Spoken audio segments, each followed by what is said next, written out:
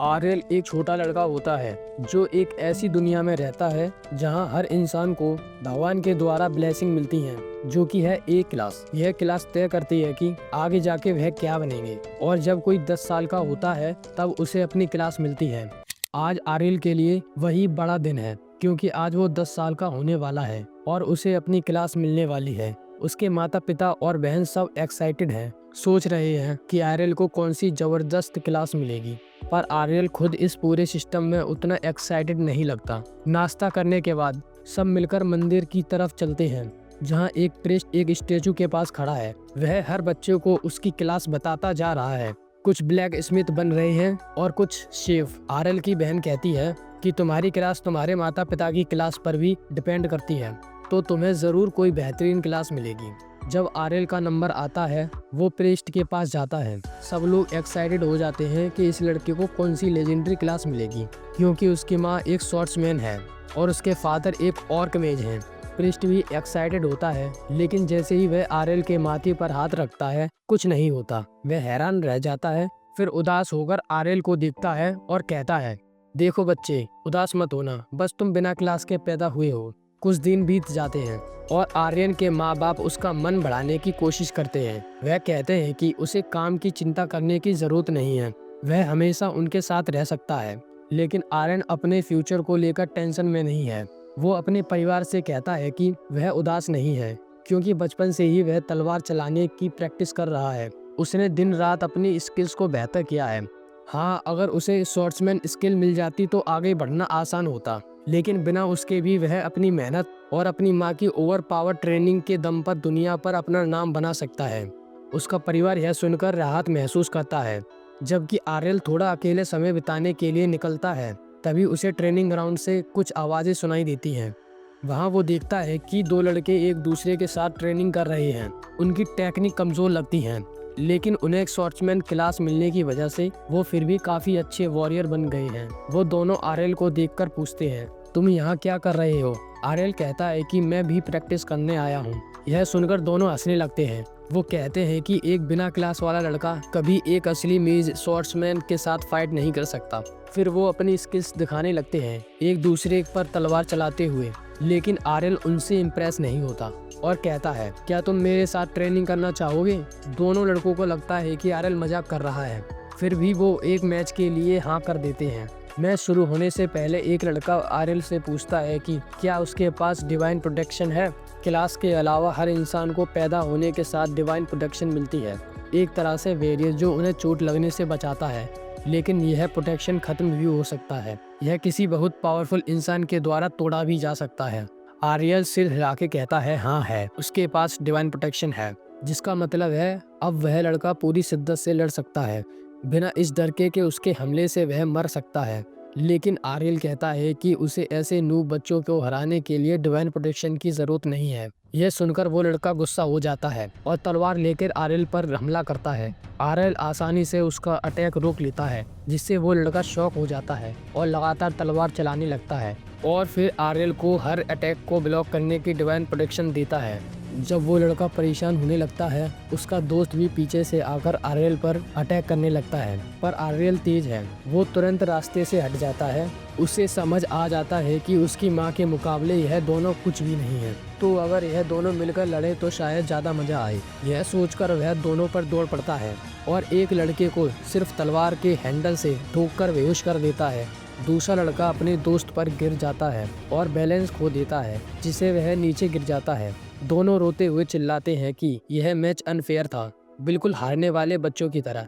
तभी एक लाल बालों वाला लड़का ट्रेनिंग ग्राउंड में घुसता है और दोनों से कहता है कि अपनी बकवास बंद करो, अगर यह असली लड़ाई होती तो तुम दोनों अब तक मर चुके होते। आर्यल उसे पहचान नहीं पाता, लेकिन वो लाल बालों वाला लड़का उसे जानता है। वो सीधा आर्यल के पास जाता है और उसे एक डुएल के लिए चैलेंज करता है। वो कहता है कि इसलिए हरा दिया क्योंकि उसे अपनी माँ स्वॉर्ड्समैन से कुछ खास एबिलिटी मिली है, लेकिन क्योंकि वो एक बिना क्लास का लूजर है, वो कभी एक ट्रेन और एक क्लास वाले के सामने नहीं टिक सकता। फिर वो अपना इंट्रोडक्शन देता है। मैं कैप्टन इनवेक्स का बेटा हूँ, जो कि विलेज के गार्ड लीडर हैं। आर्यन को तुरंत याद आता है कैप्टन इवेंस के बारे में, जब वह उसकी माँ से मदद मांगने आया था। लेकिन यह लड़का उस आदमी से बिल्कुल अलग लगता है। लाल बालों वाला लड़का शिकायत करता है कि सब लोग हमेशा आर्यन की माँ को ही सबसे पावरफुल मानते हैं, जबकि उसका फादर भी एक बढ़िया सॉर्समैन है। अब वह सबको दिखाएगा कि उसका परिवार बेहतर है। आर्यन को हराकर दोनों अपनी पोजीशन में आते हैं और मैच शुरू होता है। लाल बालों वाला लड़का तुरंत अटैक करता है, पहले ही मूव में जीतने की कोशिश करता है। लेकिन आर्यन, जो अपनी माँ के साथ हमेशा प्रैक्टिस करता आया है, उसका डिफेंस काफी स्ट्रॉन्ग है। दोनों की स्पीड इतनी ज्यादा होती है कि ट्रेनिंग ग्राउंड में इधर उधर घूम रहे होते हैं और पहले के वो दो लड़के जमीन पर पड़े हुए हैरान होकर उन्हें देख रहे होते हैं।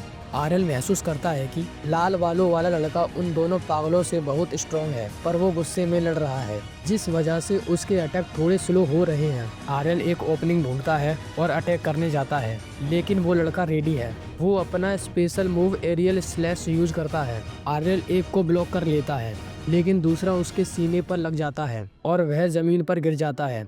आर्यन हैरान होकर पूछता है कि यह कौन सा ट्रिक था, पर लाल बालों वाला लड़का कहता है कि यह कोई स्किल नहीं है जो तुम जैसे बिना क्लास वाले लोग कभी नहीं सीख सकते। उस हार के कुछ दिनों बाद आर्यन के अंदर एक नई आग लग जाती है। आर्यन अपनी तलवार के साथ जंगल के अंदर जाता है और एक पुतले पर अकेला ही प्रैक्टिस करना शुरू कर देता है। कई बार कोशिश करने के बाद आखिर वो उस स्लैश अटैक को कर लेता है जिसने उसे पिछली बार हरा लिया था। लेकिन जैसे ही वह खुश होने वाला होता है, एक गोब्लिन झाड़ियों से कूदकर उस पर हमला कर देता है, पर वो आर्यन के सामने कुछ भी नहीं था। आर्यन तुरंत मुड़कर अपनी ट्विन स्लैश टेक्निक छोड़ता है। वो गोब्लिन को सीधा जमीन पर गिरा देती है। अपनी नई सीखी हुई टेक्निक को देखकर काफी एक्साइटेड होता है। तभी जंगल के अंदर से एक जोरदार दहाड़ निकलती है, जिससे आर्यन की रूह कांप जाती है। वो तुरंत गांव वापस जाकर गार्ड्स को बताने का फैसला करता है, लेकिन तभी उसे एक लड़की की चीख सुनाई देती है। यह सुनकर वह रुक जाता है, समझ जाता है कि कोई मुश्किल में है और गार्ड्स के आने तक शायद देर हो जाएगी। इसीलिए वह खुद जंगल के अंदर जाने का फैसला करता है। कुछ देर चुपचाप चलने के बाद वह एक जख्मी लड़के को देखता है, और वह कोई नहीं बल्कि वही लाल बालों वाला लड़का था जिसने ट्रेनिंग में उसे हराया था। लड़का बुरी तरह घायल था, पूरे शरीर से खून बह रहा था और वह अपनी तलवार उठाया हुआ था एक बड़े से हॉबगॉब्लिन के सामने। आर्यन ने कभी अपनी आंखों से हॉबगॉब्लिन नहीं देखा था, क्योंकि वह कभी गांव के पास नहीं आते। उसके दिमाग में आता है कि क्या उसे मदद लाने के लिए भागना चाहिए, क्योंकि शायद वो इतना पावरफुल नहीं है कि इस मॉन्स्टर को हरा सके। लेकिन फिर उसे समझ आता है कि अगर वह चला जाता है तो लाल बालों वाला लड़का जरूर मर जाएगा। आखिर आर्यन अपना फैसला लेता है। वो हॉबगॉब्लिन के पीछे चुपके से आता है और जैसे ही वो मॉन्स्टर उस लड़के पर हमला करने वाला होता है, आर्यन अपने पावरफुल ट्विन अटैक को छोड़ता है, जो सीधा गॉब्लिन को काट कर गिरा देता है। हॉबगॉब्लिन जमीन पर गिर जाता है मरा हुआ, पर लाल बालों वाला लड़का हैरान रह जाता है। उसके लिए यह सिर्फ इसलिए हैरान कर देने वाला नहीं था कि मॉन्स्टर मर गया, बल्कि इसलिए भी था कि आर्यन ने वह अटैक कर दिखाया जो उसने खुद सालों की ट्रेनिंग और अपनी क्लास मिलने के बाद सीखा था। आर्यन उसे थोड़ा होली वाटर देता है ताकि उसकी रिकवरी हो सके। तुरंत लड़का पूछता है कि तुमने यह कैसे किया। आर्यन कहता है कि इसका क्लास से कोई लेना देना नहीं था। कोई भी इंसान जिसके पास स्किल, स्पीड और पावर हो, वह सब अटैक कर सकता है। वह समझ जाता है कि जब उसे ट्विंस स्लैश से हराया गया था, तब उसने उसे ध्यान से एनालाइज किया और कई बार प्रैक्टिस किया ताकि वह उसके बेसिक्स समझ सके। अब वह उस अटैक को अपनी मर्जी से कंट्रोल कर सकता है। लेकिन लाल बालों वाला लड़का अब भी यकीन नहीं करता और आर्यन को दोबारा मैच के लिए चैलेंज करता है। आर्यन खुशी से चैलेंज एक्सेप्ट कर लेता है। दोनों एक दूसरे के सामने खड़े होते हैं और एक साथ अपनी एबिलिटी यूज करता है। लड़के के लिए यह हैरान कर देने वाली बात होती है जब आर्यन सिर्फ उसका अटैक ब्लॉक नहीं करता, बल्कि एक तीसरा स्लैश भी छोड़ देता है जो सीधा उस लड़के को लगकर उसे जमीन पर गिरा देता है। कैप्टन का बेटा गुस्से से भर जाता है, पर आर्यन समझाता है, देखो ब्रो, मैं किसी स्किल से बंधा नहीं हूँ जिसमें लिमिट हो। मेरा लिमिट सिर्फ मेरी पावर और मेरी स्किल्स हैं। अगर मैं कोशिश करूँ तो जितने चाहे उतने स्लैश ऐड कर सकता हूँ। लड़का फिर से उठता है और दोबारा एक जबरदस्त लड़ाई शुरू होती है, लेकिन इस बार वेरेल का तीसरा स्लैश और भी ज्यादा पावरफुल होता है जो उसे फिर से जमीन पर गिरा देता है। आर्यन इस बार जीत हासिल करता है और वहां से चला जाता है।